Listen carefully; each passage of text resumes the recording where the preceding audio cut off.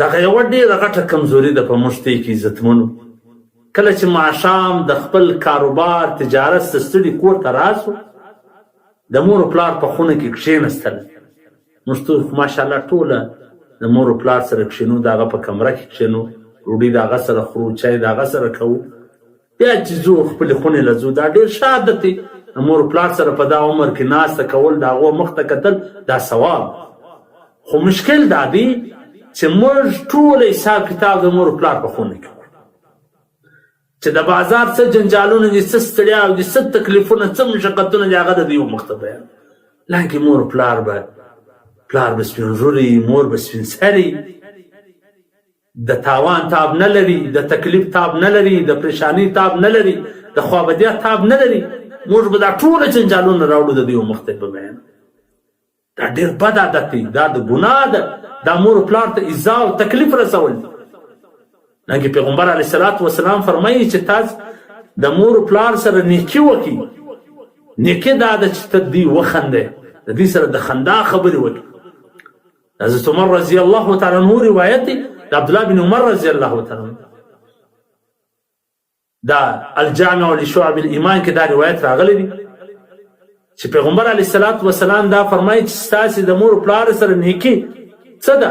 دا ده تضحکهما ويضحكانك افضل من جهادك في سبيل الله. تی د دې سره وخاندي، دې تی وخاندي، تی دې وخاندي، دا د الله په لار کې د جهاد کولو څخه افضل.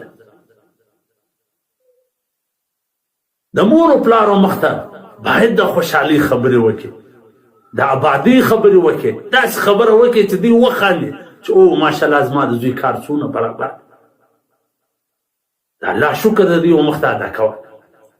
ما په کتاب کې واقعه ولیدل، یو سړي لیکلی و چې کور ته مزدور راوستلی و، دی ډېر ستړی رامعلومېدی، ستړی و.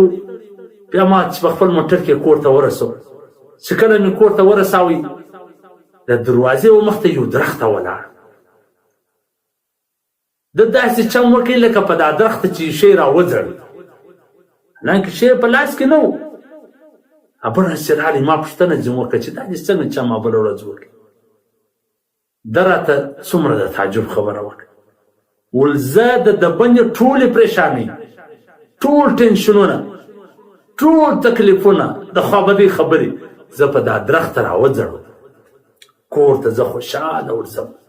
کور کې زه د پریشانۍ خبرې نه کوم، کور والا سره د خوابدۍ خبرې نه کوم، هلته بیا د امن او د خوشحالۍ خبرې کوم.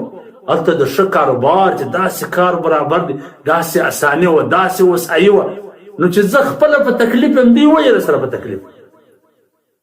نو ځکه عزتمنو د مور و پلارو مخته خندل، دوی خندول، دوی مخته د خندا خبرې کول، دا د ثواب کار دی، دا خدمت دی. باید موږ تاسې هم داسې وو.